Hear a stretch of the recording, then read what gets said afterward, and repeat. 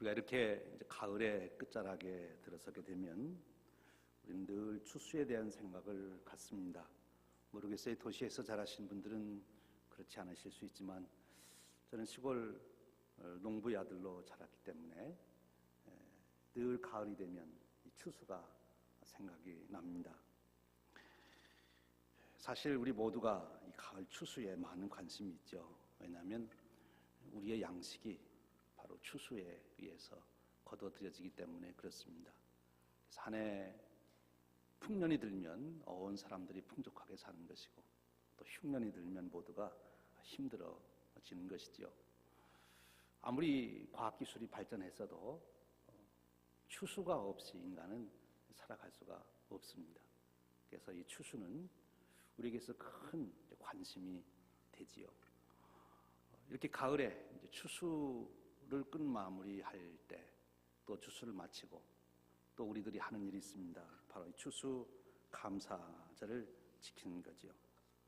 근데 여러분, 이 추수를 하면서 우리는 자연스럽게 우리의 인생에 대해서도 생각해 보게 되는 것 같습니다. 이렇게 추수를 하게 되는데 내 인생은 어떤 추수를 하고 있나? 내 인생은 풍년인가 흉년인가? 이런 생각을 갖는 거죠. 지난 11월 달 우리 말씀 묵상지 기쁨의 언덕으로 보면 그 표지 그림이 저에게 참 마음에 들었어요. 여러분 기억하십니까? 11월 호 말씀 묵상지 기쁨의 언덕으로 그 표지에 한 아버지와 아들의 모습이 나와 있는데 옥수수 밭에서 옥수수를 하나를 안고 얼굴에 정말 웃음꽃이 가득 핀 얼굴로 이렇게 옥수수를 안고 있는 아버지와 아들의 모습이지요. 풍년을 맞은 그 아버지 아들의 기쁨이 거기에 담겨 있는 것을 보았습니다. 우리의 인생이 그와 같다면 얼마나 좋을까? 우리의 인생도 그 옥수수를 하나로 안고 기뻐하는 아버지와 아들처럼 우리의 인생을 결산하며 우리도 정말 감사하는 마음으로 기쁨 가득한 결산을 할 수 있으면 얼마나 좋을까 하는 생각을 해봅니다. 여러분은 어떠십니까? 여러분의 인생이 풍년을 이루고 있습니까? 아니면 흉작을 이루고 있습니까? 우린 여기서 한번 질문을 하게 되는 거지요. 우리 눈에 보이는 추수는 옥수수로, 벼로, 또 콩으로 우리가 풍년이냐 흉년이냐를 분가름하지만 우리 인생의 풍년과 흉년, 그것은 무엇으로 우리가 기준을 삼아 정할 수 있을까? 오늘 우리가 읽은 성경 말씀에서 저는 그 원리를 찾을 수 있다고 봅니다. 다름 아닌 감사. 우리의 인생에 감사라고 하는 것이 많이 있는 사람은 풍년 인생을 산 사람이고, 우리의 인생 돌아보며 감사가 빈약한 사람은 흉년 인생을 산 사람이 되는 거죠.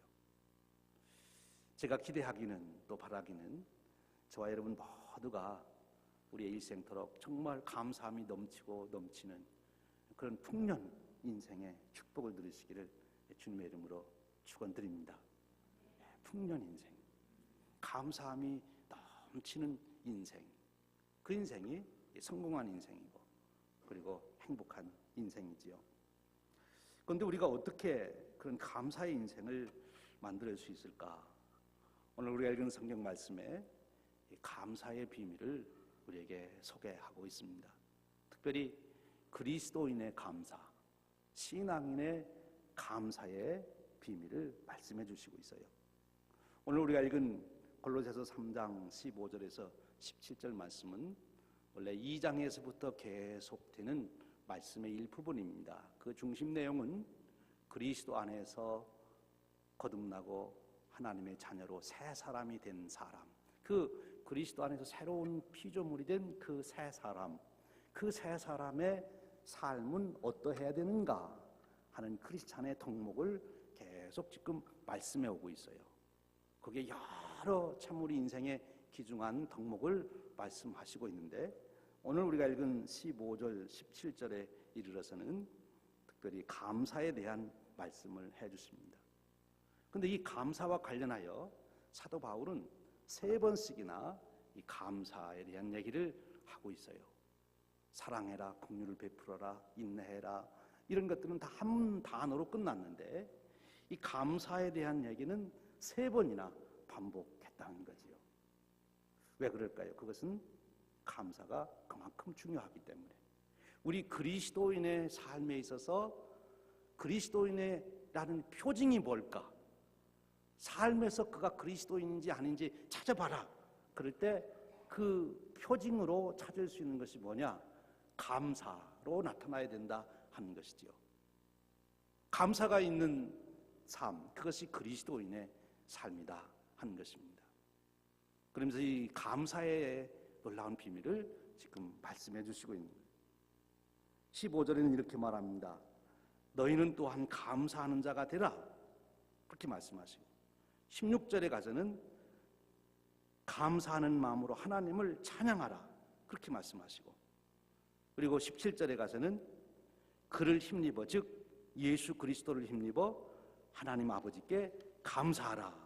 그렇게 말씀하고 있는 것입니다.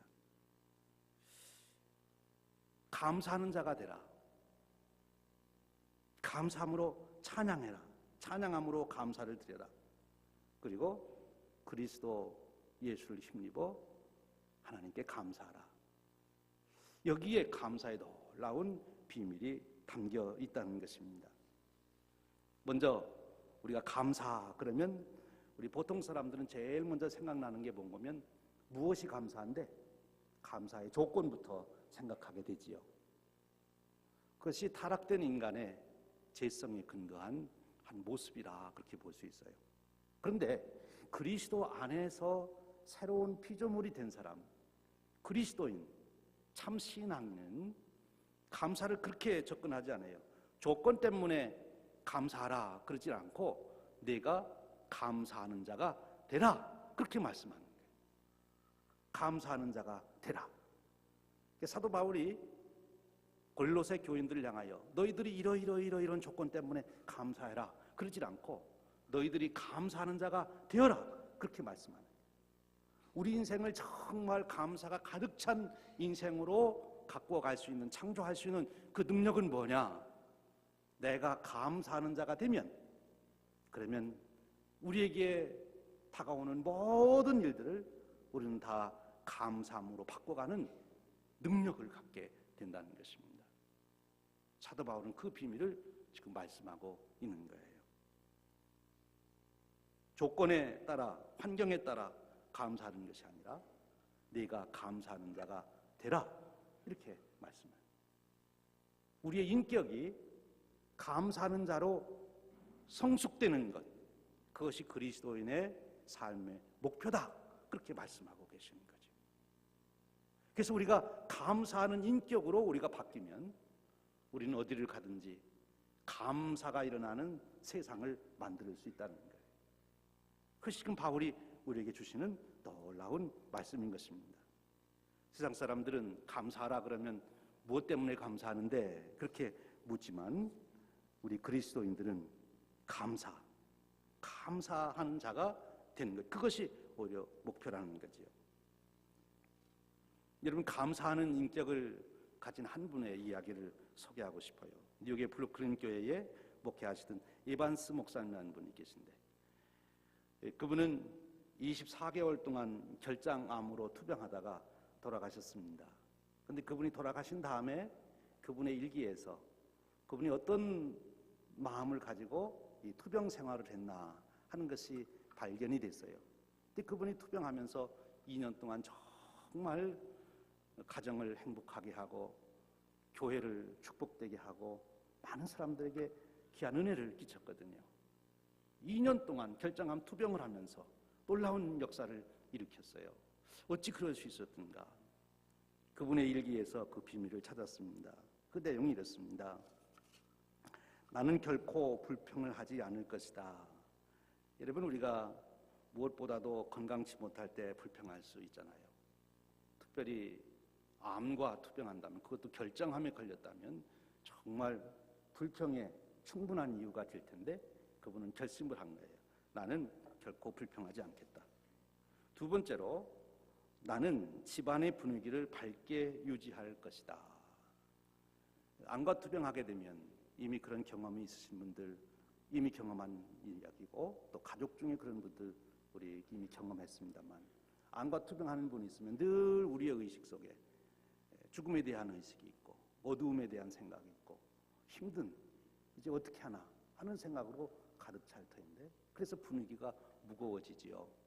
그런데 이분은 집안의 분위기를 밝게 유지할 것이다. 셋째, 나는 받은 복을 헤아려 감사할 것이다.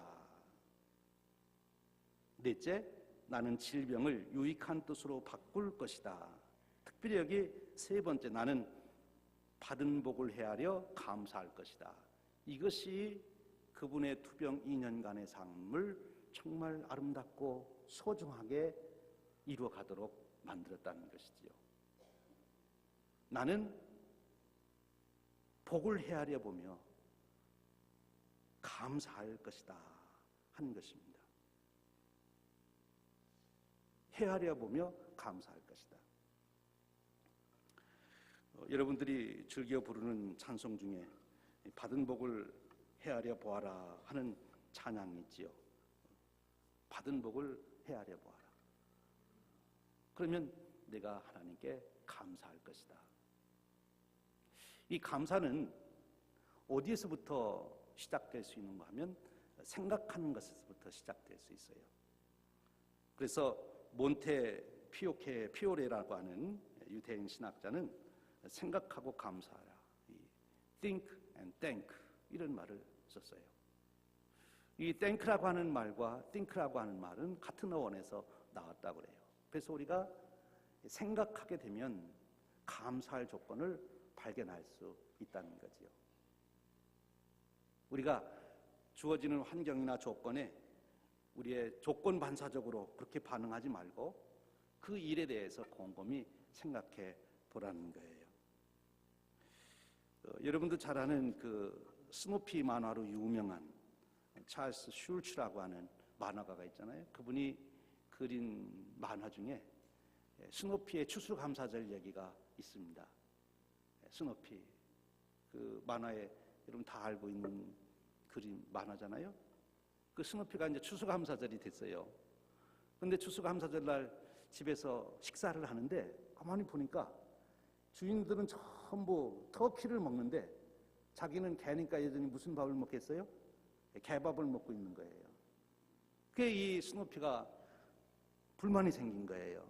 야, 어쩌다가 나는 개가 돼서 주인들은 다 지금 터키를 맛있게 먹는데 나는 추수감사절에도 개밥을 먹나? 지붕 위에 올라가 가지고 곰곰이 스누피가 생각을 합니다.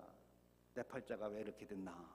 이렇게 생각을 하는데 갑자기 이상한 생각이 드는 거예요. 깜짝 놀란 거예요.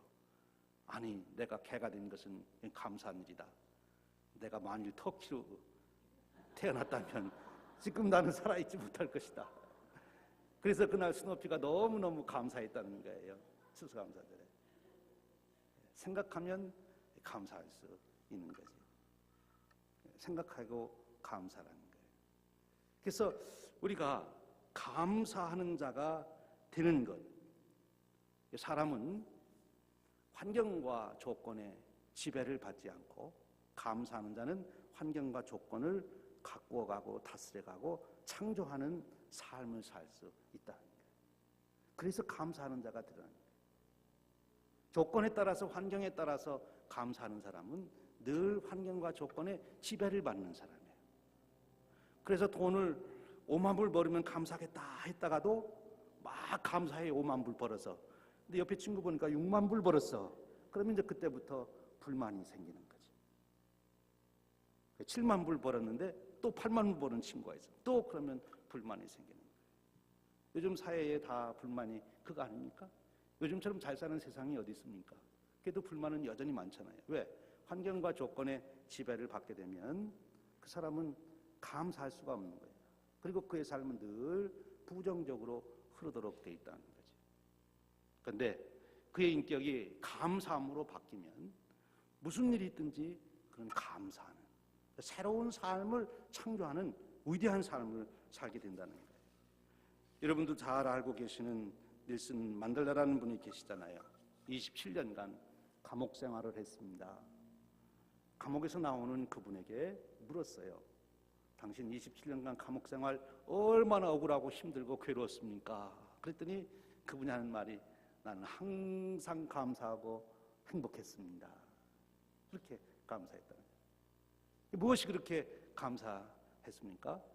하늘을 보면 하늘이 있어서 감사하고, 땅을 볼 때는 땅이 있어서 감사하고, 강제노동을 시키면 일을 할 수 있는 힘을 주신 하나님께 감사하고, 독방에다 가두면 깊이 생각할 수 있는 시간을 주신 하나님께 감사하고, 그렇게 해서 27년을 지냈다는 거죠. 그래서 나는 그 시간이 너무 감사하고 행복했습니다.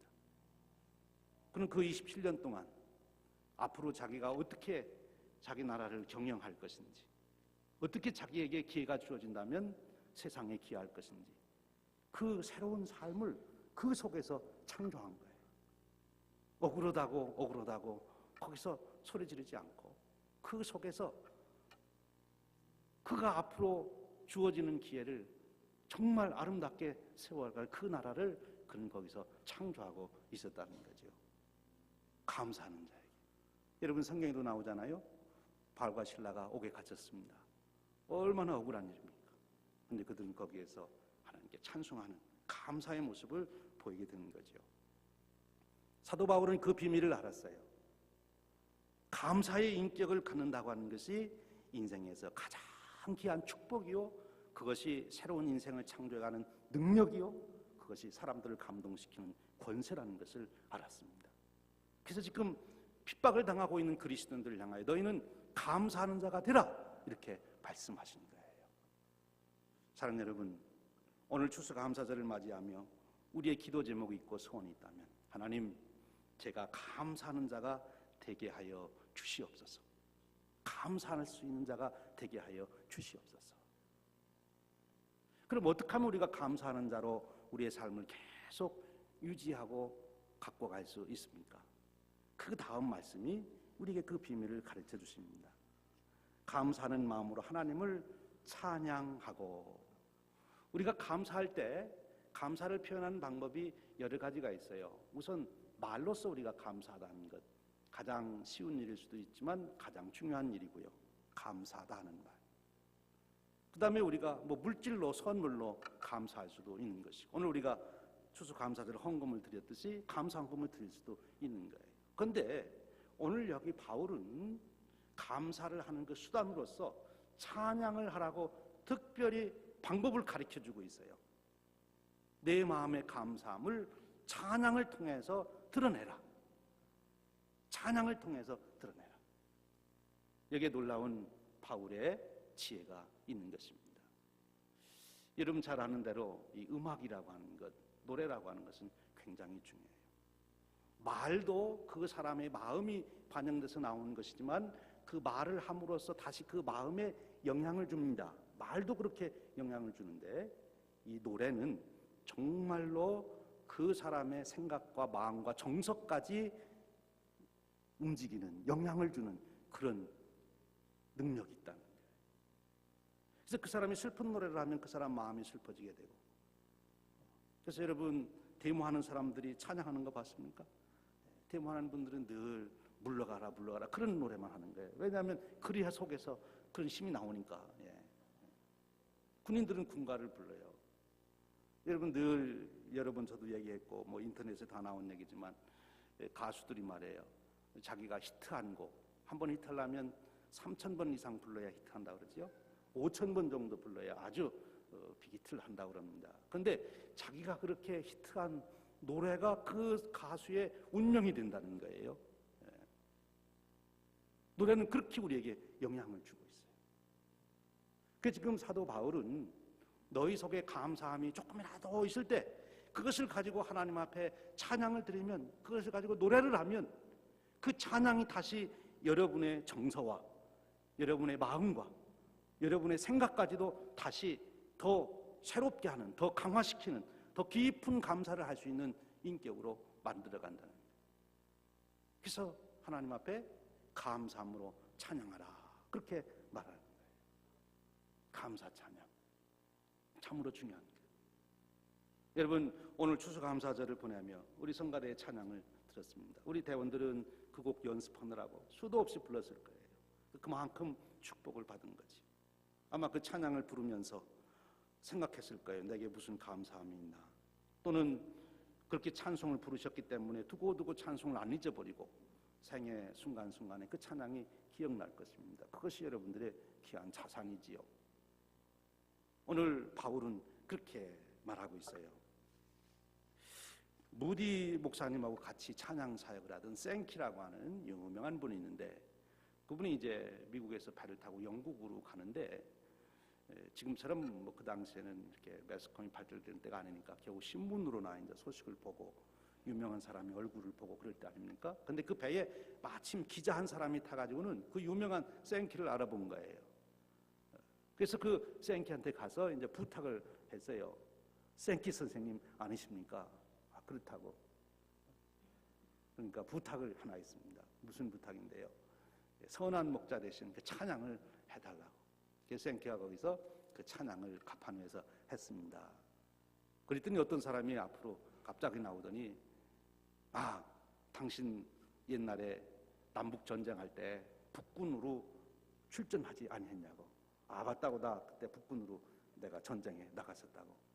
근데 이 사람이 그러는 거예요. 나는 그때 남군으로 나갔는데 북군 진지를 기습하기 위해서 내가 그 달밤에 딱 가가지고 지금 기습을 해서 들어가서 이제 거기 보초로 서 있는 사람을 죽이려고 딱 총을 겨냥해서 정전을 해서 보니까 북군의 푸른 복장을 입고 있는 당신의 얼굴이 보였는데, 지금 방아쇠를 막 당기려고 하는데 당신이 바로 오늘 이 찬양을 했다는 거예요. 거기서 지금 기습해 온 줄도 모르고 이 북군 보초로 서 있던 이 생키가 거기서 이 찬양을 불렀는데, 이 방아쇠를 당기려고 하는 순간 이 병사에게 어떤 생각이 난 거면 자기 어머니가 이 찬송을 부르던 생각이 났어요. 그래서 어머니가 즐겨 부르던 찬송을 저 사람이 지금 부르고 있구나. 그래서는 이 사람이 총을 쏘지 아니한 거예요.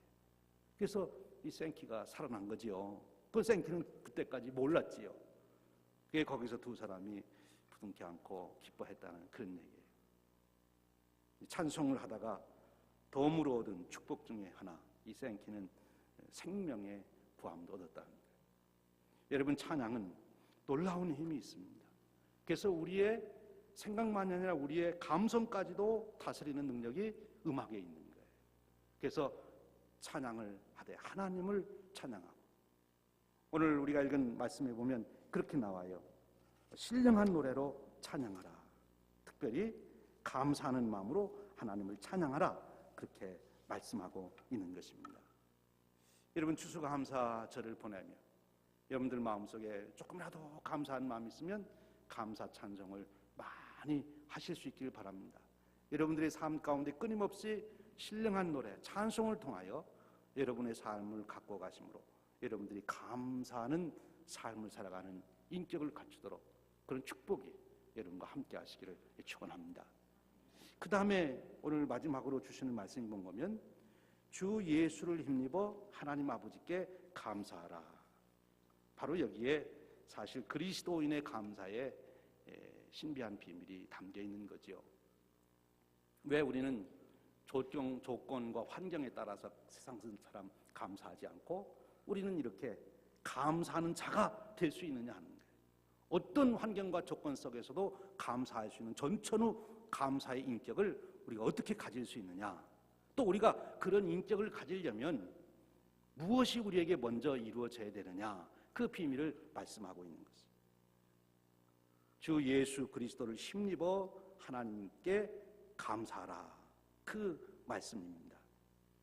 바로 예수 그리스도의 은혜를 우리가 경험할 때, 예수 그리스도의 은혜를 경험하려면 어떻게 해야 됩니까?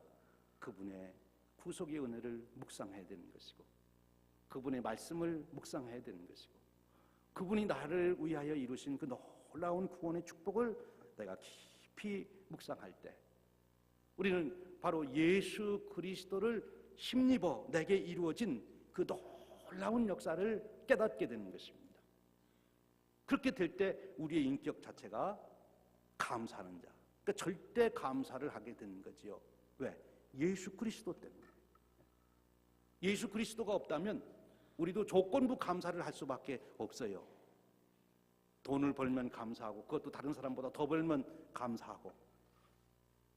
그런데 예수 그리스도를 영접하고 예수 그리스도의 은혜를 깊이 깨달으면 깨달을수록 우리는 절대 감사하는 자가 되게 된다는 것입니다. 절대 감사. 사랑하는 여러분, 오늘 또 끊임없이 여러분의 왕 되신 그리스도, 오늘 이 그리스도께서 왕 되심을 우리가 찬양하는 그런 주일이에요. 예수 그리스도께서 여러분의 심령의 왕으로 살아 계실 때 비로소 우리의 인격은 감옥에서도 찬송할 수 있고, 그리고 그 찬송 속에서 또 감사할 수 있는 그런 삶을 이뤄가게 되는 것입니다. 오늘 예수 그리스도를 안에서 내가 새로운 피조물이 되었다고 하는 그 신앙 고백을 통해서 우리는 우리의 인격을 감사의 인격으로 변화시켜가는 그런 축복을 누리게 되는 거예요. 그래서 끊임없이 여러분, 우리가 예수 그리스도를 나의 구주로 고백하고 그분이 나를 위해서 이루신 그 구속의 은혜를 기억하고 내게 이루어진 구속의 은혜가 얼마나 놀라운 영광된 일인지를 우리가 잊지 않는다면 우리는 어떤 형편처지에서도 감옥 속에서도 우리는 감사할 수 있는 자가 되는 것이고, 감사하게 되면 그 놀라운 감사자의 능력과 축복으로 인생을 창조하게 된다는 것입니다. 왜 바울은 이토록 감사를 이렇게 강조하고 있을까? 우리가 다시 한번 생각해 보면 오늘 말씀을 근거로 해서 우리가 성경 여러 곳의 감사의 이야기들을 종합해 보면 왜 그렇게 성경 곳곳에서 감사를 강조하고 오늘 사도 바울은 그토록 그리스도인의 덕목으로 감사를 강조했는가? 첫 번째로는 감사를 하면 구원의 완성을 이루게 된다, 그런 뜻이 있습니다. 여러분도 잘 아시는 예수님께서 문둥병자 10명을 고쳐주었는데 그 중에서 몇 명이 와서 감사했습니까? 한 명이 와서 감사했어요. 이 감사하는 일이라는 그렇게 어려운 거예요. 여러분 생각해 보세요. 한센시병에서 치유를 받았으면 여러분 같으면 어떻게 하시겠어요? 여러분 인격이 아주 고매하신 분들이니까 정말 그분께 찾아가서 감사다 감사한다 하루 종일이라도 감사하시겠지요. 그렇죠? 근데 그 당시 한센시병 걸린 사람들은 그렇지 않았던가 봐요. 한 사람만 빼놓고. 그래서 나머지 9명은 다 자기 갈 길로 갔어요. 감사다는 말도 없이. 근데 한 명만 와가지고 주님께 감사를 했습니다. 그랬더니 주님께서 뭐라고 말씀하셨습니까? 너 하나뿐이냐? 좀 섭섭한 마음을 표시하시면서 그 감사로운 그 자에게 놀라운 축복을 해주십니다. 내 죄사함을 받았다, 내 구원이 완성됐다, 그런 표현을 해주십니다. 육체의 질병만 고침받은 것이 아니라 그는 감사하다가 정말 주님으로부터 인정받는 놀라운 축복을 누리게 된 것이지요. 감사하는 자에게 주시는 하나님의 은혜인 것입니다. 일본의 유명한 신학자인 우찌무라 간조 선생님이 말씀하시기를, 하나님이 만일 인간을 저주한다면 그것은 질병이나 실패나 배신이나 죽음으로 하시지 않고 하나님이 계신 것을 믿지 못하는 불신앙으로, 그리고 또 하나는 성경을 읽어도 귀에 들려오지 않는 막힌 귀로, 그리고 또 하나는 감사하는 마음이 전혀 생기지 않도록 메마른 마음으로 저주하실 것이다.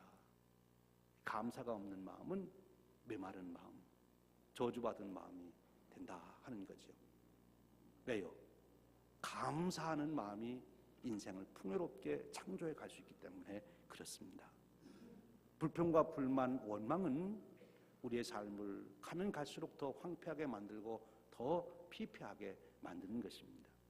그래서 사도 바울은 지금 골로새 교인들을 향하여, 그 핍박 중에 있는 골로새 교인들을 향하여, 환경 조건 보면 불평할 수밖에 없는 그들을 향하여 너희들 절대 사탄에게 속지 말고 너희들 감사하는 인격을 유지해서 너희들의 인생을 새롭게 풍요롭게 영광스럽게 창조하는 그런 인생이라고 권면해 주시고 있는 것입니다. 사랑하는 여러분, 우리 추수감사절을 맞이해서 참 좋은 기회가 됐어요.